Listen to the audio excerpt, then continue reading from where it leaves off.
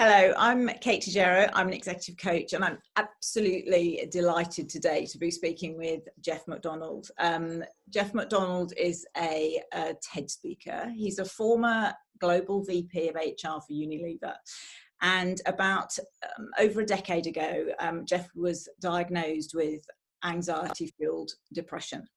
And through that immensely difficult, visceral, personal experience, I think he's now, one of the most passionate advocates and campaigners of addressing that real stigma, if you like, in the workplace around mental health and talking about mental health.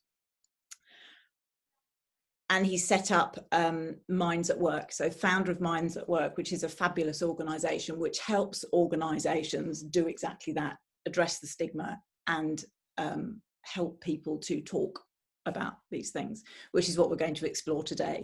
And the reason I reached out to Geoff, and I'm absolutely delighted that he came back and agreed, is that as an executive coach, I've seen over the last, over the time that people have been in lockdown, some people are obviously finding this a breeze-ish.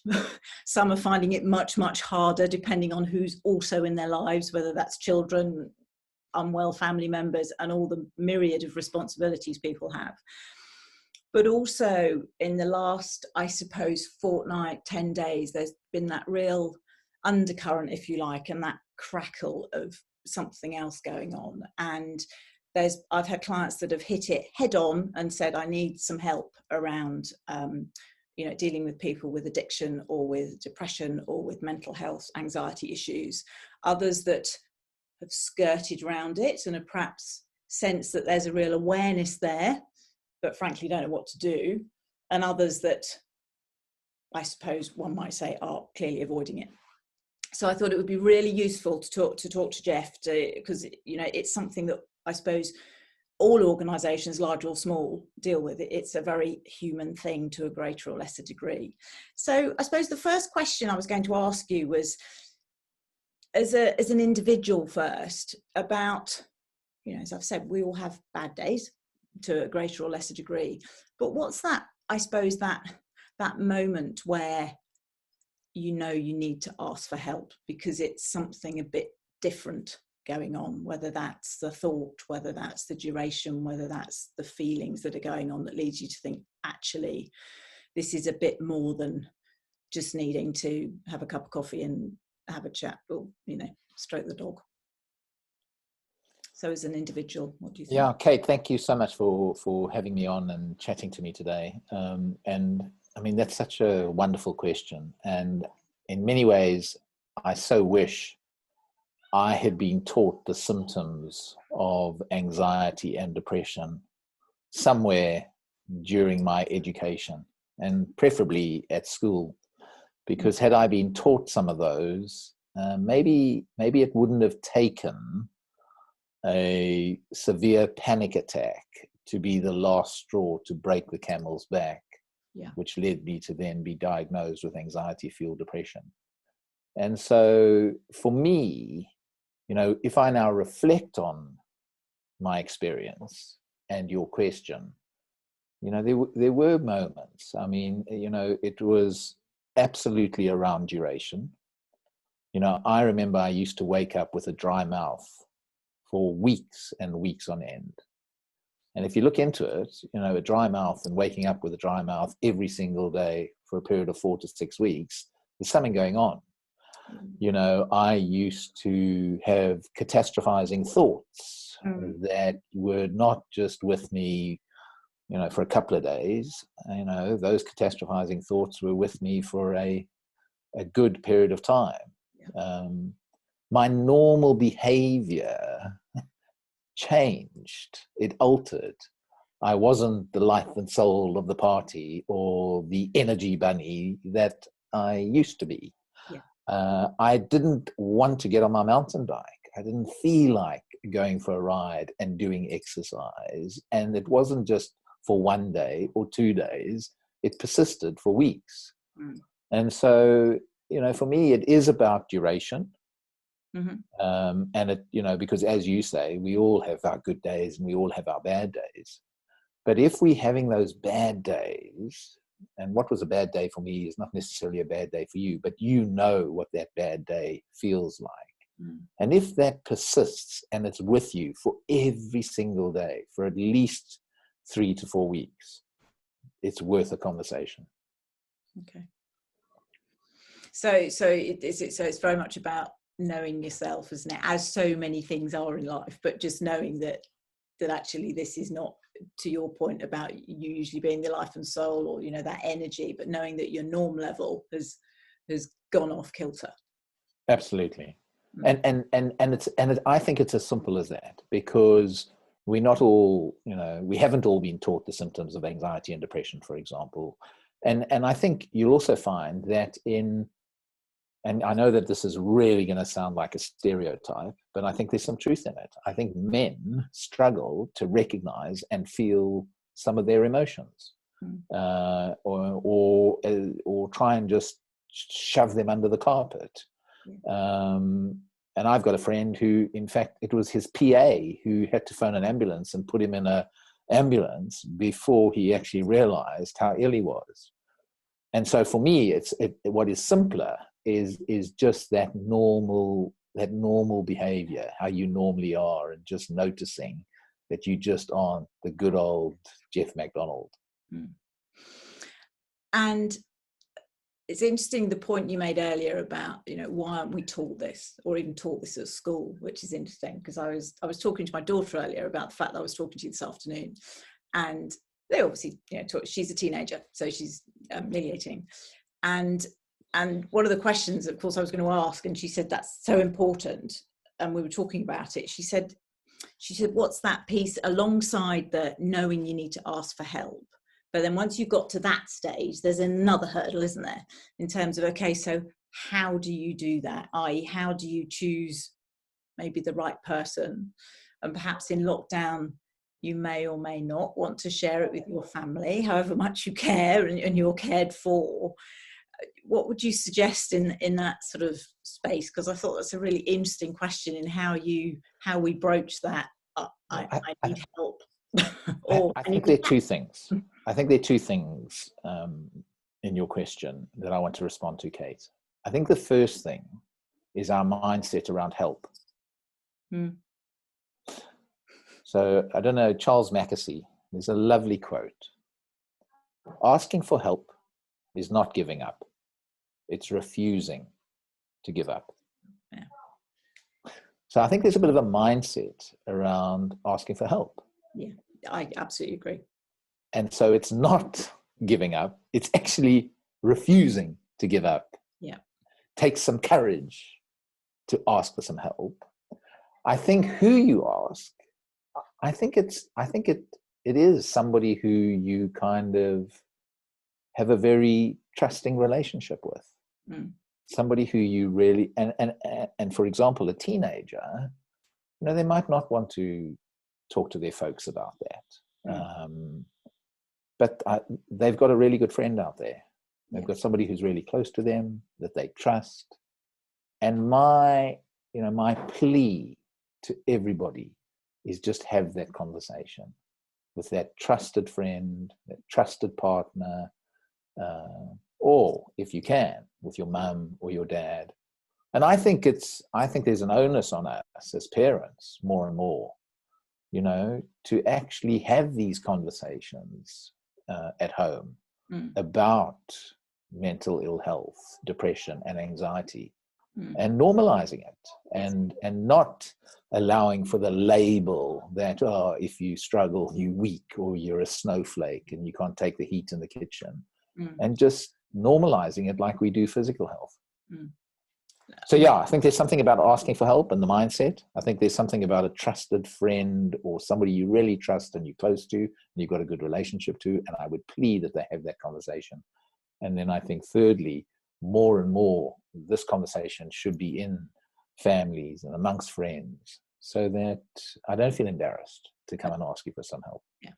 And as you say, it is, you know, normalizing it, but actually it is, as humans, we have a whole suite of emotions, and sometimes they are, you know, very distressing and very, very deep, and therefore, you know, to your point, it is normal but we've been conditioned that, you know, we'll talk about it if we've broken something, but if it's going on here, Yeah, there's exactly. so much fear, isn't there? There's so much fear, I think, about it, all the fear of what other people think.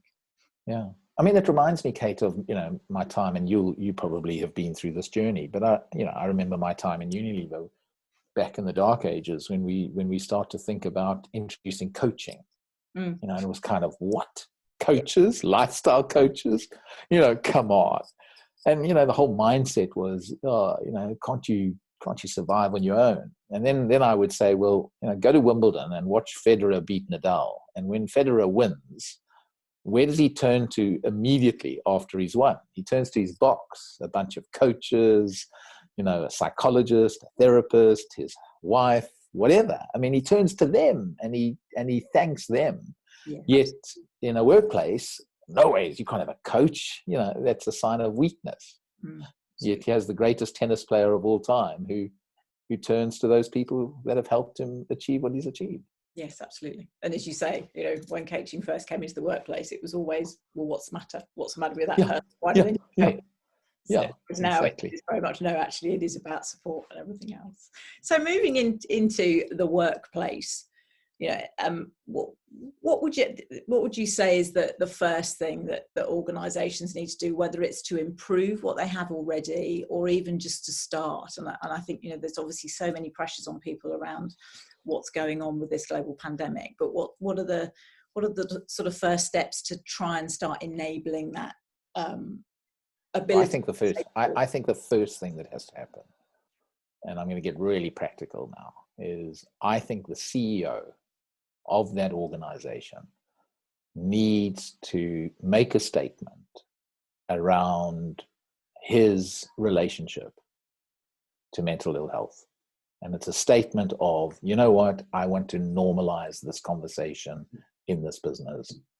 And I want to normalize it for the following reasons. And I can tell you, everybody's got a story. Yeah. We've all got a story. Absolutely. Yeah. Haven't we? Yeah. And if he's going to tell a story, or she's the CEO is going to tell a story of somebody else, please get their permission. But we've all got a story. And so whether that's how supportive that CEO was to his daughter or to his brother or to his sister, or that CEO, she was so supportive to her cousin. But I think it's about that CEO saying, look, and in this business, I want us to have a compassionate and an understanding relationship to mental ill health. And you know how I'm going to display that? Is I'm going to invest in making sure that everybody in this company gets some training around what is depression, anxiety, the symptoms, how do you have conversations with people, how if somebody doesn't want to get help, how do you deal with that?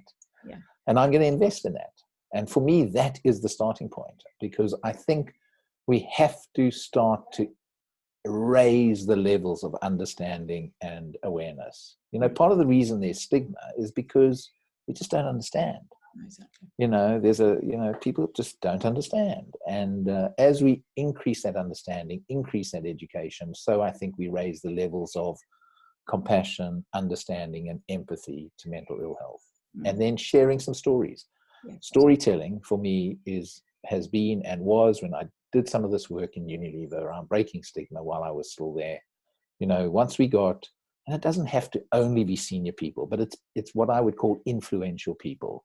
You know, a shift manager on a line in a factory who's the rugger bugger, you know, hard-assed macho, and he shares his story. I mean, you know, this just starts to normalize the conversation. And then there's all sorts of other things. I mean, the big health warning to all of that, Kate, is if you're going to go down that route, make sure you got some support resources in place. Because as soon as you start opening up this conversation, people will put their hands up and want some help. And you better have the support mechanisms in place to support those people. Yeah, absolutely. Well, it's that classic thing, isn't it, around sometimes people suppress things, whatever it is, whether it comes out in coaching or when we talk about mental health, as you say, if you let it out the box and there's nowhere for it to land, one doesn't want to make something that's incredibly hard even more damaging. Correct. Because once it's out, it's out. Yeah. And then I think there's a bit around training of line managers on how to have these conversations, how to have the supportive conversation. What does the unsupportive conversation look like? What if somebody doesn't want help? So you've had a supportive conversation and they still won't go and get some help. You know, so again, it comes back to this kind of CEO declaration. This is the sort of organization I want to create here. This is why. Personal, authentic, transparent. And then, okay, we're going to start investing in raising the levels of awareness and understanding. One, through training, and secondly, through storytelling. Yeah. And I suppose, dare I say it, it's classic good leadership, isn't it? You know, talking about it, but talking about your people. And, you know, if this pandemic that we're going through is anything, it's a human tragedy first. Yes, of course, there are very significant concerns around the economy and what's happening commercially and all of those things, but actually it is that human tragedy first. And I would imagine, you know, listening to you just then, I would think it's a bit, I don't know if this is the right analogy, but a bit like fine rain, in that, you know, the CEO makes a statement and says that, and then does it again, and then does it again, and then someone else tells a little story, and then slowly but gently, if you like, it becomes okay. Absolutely. Even if that's over a period of years. Oh, and definitely. Years. Yeah. Absolutely. You know, Rome's not built in a day on this, and it, you know, and it takes time. But yeah, I love the way you've described that. Okay. Thank you.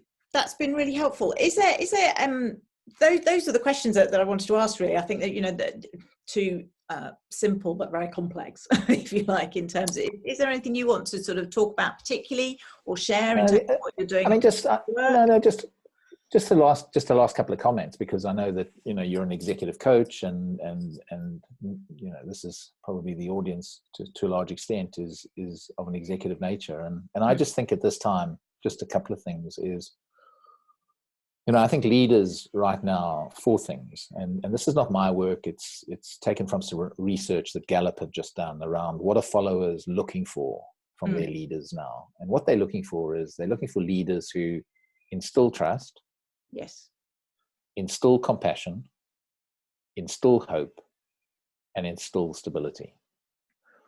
And you started the conversation by saying, you know, there's some people out there that are thriving, kind of thriving in this lockdown. And you know what I say to them? And I say, in particular to them, I say that love, kindness, patience, compassion, and a positive attitude are all very contagious. So don't wait to catch it. Yeah. Go and be the carrier. So if you're thriving in this, go and carry that sense of hope, stability. Yeah. Go and carry it out there, that kindness, that compassion, as you thrive through where some people are finding it really, really difficult. And don't wait to catch it. No, absolutely. What a brilliant comment. That's excellent. What a great way of putting it. Because, you know, emotions are contagious, aren't they? You know, if we're with people that are laughing or happy, we tend to join in even if we don't know what's going on. And yeah, exactly. You know, exactly. That is brilliant. Oh, that's brilliant. Yeah. Okay. So sharing. Well, thank you so much. That has been so helpful, and I think will be immensely helpful for many people, even if it makes a massive change or just sparks a really tiny, compassionate, important thought. You know, Kate, I think it was Ralph Emerson, and this is for both of us now. Ralph Emerson once said, he said, you know what the definition of success is? If you can just make one person breathe a little easier today, that is success. And hopefully somebody will listen to this and maybe they'll breathe a little easier. Definitely. Hurrah to that. Thank you so much. Stay safe. Okay, Kate. Nice to see you. Catch up on the other side. Have a coffee sometime. Absolutely. Definitely. Yeah. Bye. Okay.